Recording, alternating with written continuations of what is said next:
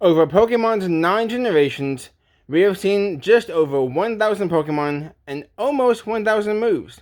Today, we're going to go over 5 moves that I myself have created that could possibly be seen in the future of Pokemon. If you guys like this type of content, make sure to like, comment, and subscribe. Support is greatly appreciated. And down in the comment section below, leave your own suggestion for moves, or if you would change mine, leave that as well. I won't mind going to to take a look at them. So first up, we got the move Ultrasonic.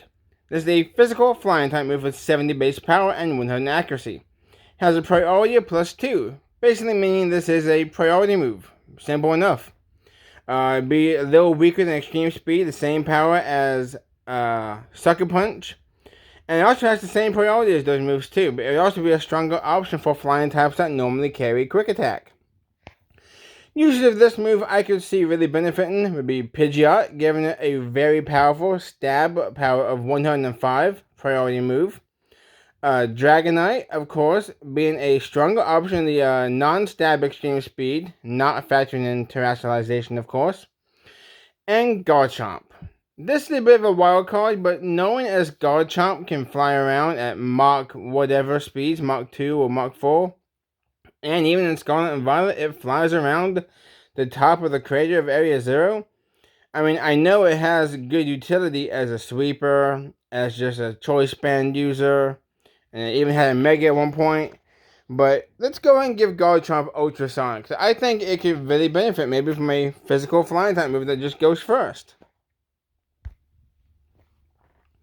Next up, we have Rocky Terrain. This is a status move, which is rock type, no base power, and of course the accuracy is just non-existent really because it sets up something. The effect though is this move would set up the Rocky Terrain effect for 5 turns. While this is in play, flying types will lose 1 stage of speed, but most importantly, rock moves will not miss. We all know Rock Throw, Rock Slide, Stone Edge, Stone Axe.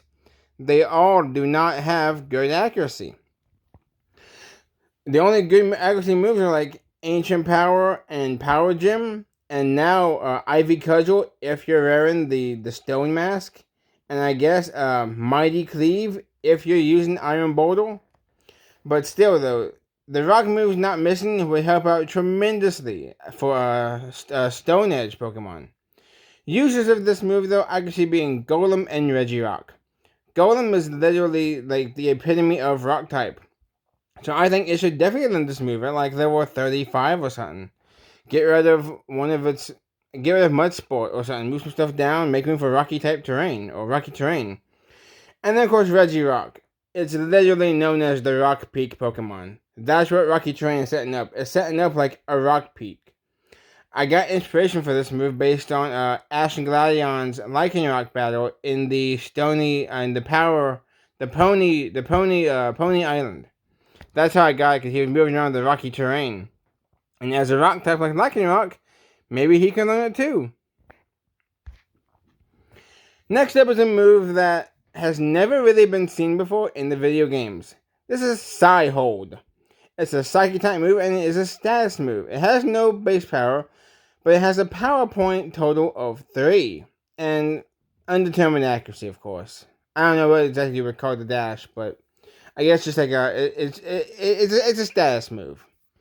The effect is this move will inflict 10% of max HP damage, type matchups included, to all of the opponent's Pokemon that are currently still in the Pokeballs. Yes, this is something that you've probably seen in the TCG, the trading card game, where moves can affect bench Pokemon. But basically, though, Psy-Hold would be a move that you could use to just do some chip damage to Pokemon that's still in reserve. It could break Focus Sashes. It could just do a little bit of damage.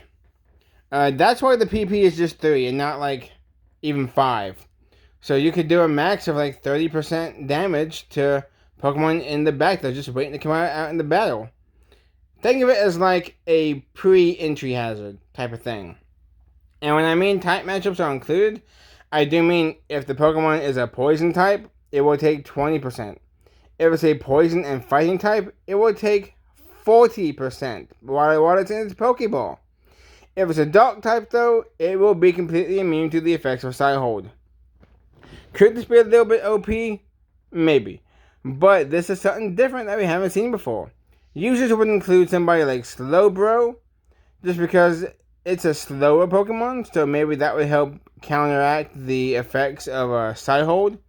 Instead of just spamming it, I don't know if a faster Pokemon would learn it, like Alakazam. Choice Scarf Psy-Hold would be very interesting. And my favorite suggestion for this move, Rotom. Rotom and Artifice Appliances are known for being within appliances. Well, Rotom in general.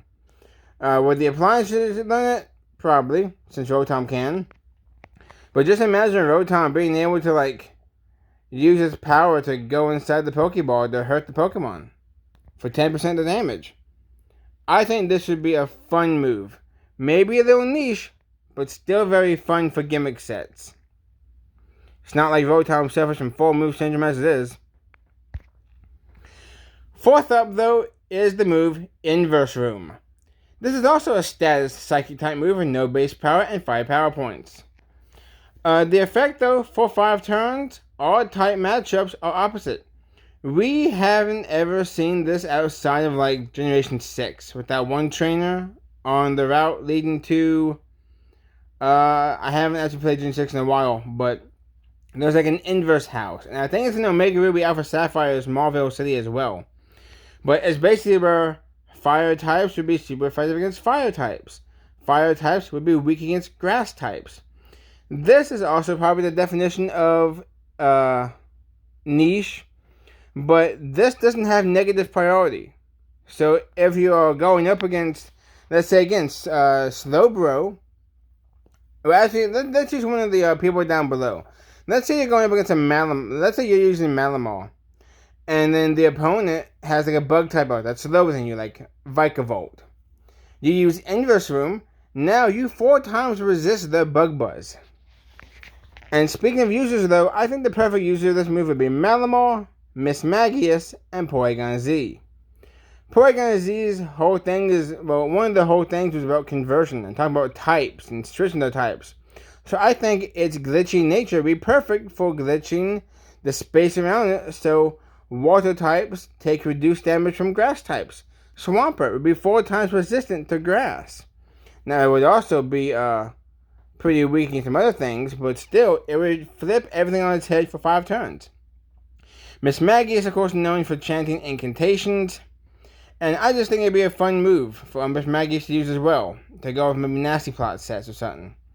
And of course, the star of this move would have to be Malamar. Its ability contrary, as we all know, takes opposite effects of status effects. So, if your special defense is supposed to drop, then it's going to raise. So I think Malamar and Inverse Room are perfect, especially since Malamar's already a Psychic type. Would other contrary Pokemon learn this move, like Superior? I don't know. I think Malamar is the poster child for this move.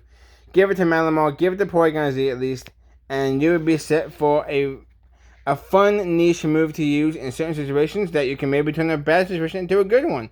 Maybe even force a switch. Who knows?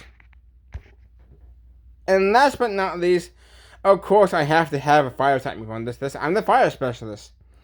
Burning Frost. This is a fire type move and it's special with 40 base power and 90 accuracy. The effects, it has +1 priority.